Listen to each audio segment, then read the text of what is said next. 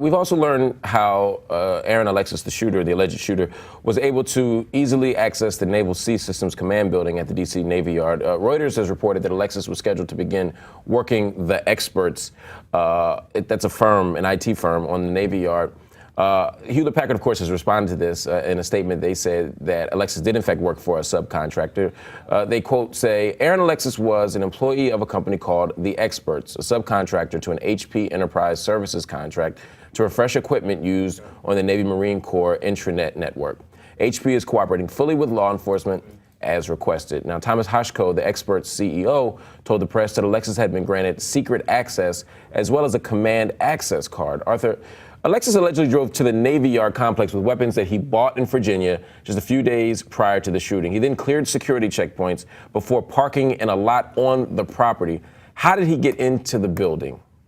Well, he had legitimate access to the building because of the card he'd obtained through this subcontractor, and he had a security clearance. It's a big question how he was able to get that. You pointed out earlier, even though he'd been involved in these two really weird and disturbing shooting incidents earlier, in the previous few years, in neither case was he charged with a crime. And if he had had a charge on his record, that would have been a red flag for the low-level security clearance he'd obtained. But since there were no charges... How do you not get a charge? I mean, you're shooting through ceilings, you're popping people's tires. We didn't say a conviction. We didn't say a sentence. We're talking about a charge. Two different incidents, two different sets of guns, two different acts of violence, mental illness. I mean, at what point are we responsible?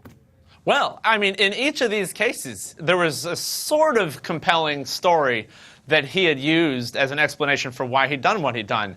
In the 2004 Seattle incident, he said he had a rage blackout and he shot out these tires, and he said he had, PTSD from when he was in New York on September 11th and had done some kind of relief or volunteering work to help survivors or victims in the immediate aftermath. And they even checked that with his father. I'm sorry, he called it a blackout. Or what kind of blackout?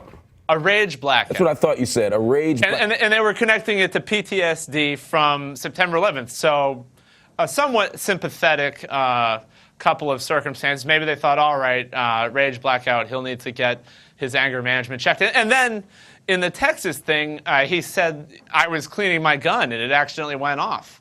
And that might sound ridiculous, but the officers, when they looked in his apartment, was, well, his gun's disassembled and the cleaning kit's right there, so I guess we'll arrest him, but that's what he was doing. They didn't follow through on it. Although the prosecutor in Texas, I believe, said, well, this case was never actually referred to us, so which means it wasn't even investigated properly. Which means it wasn't investigated properly.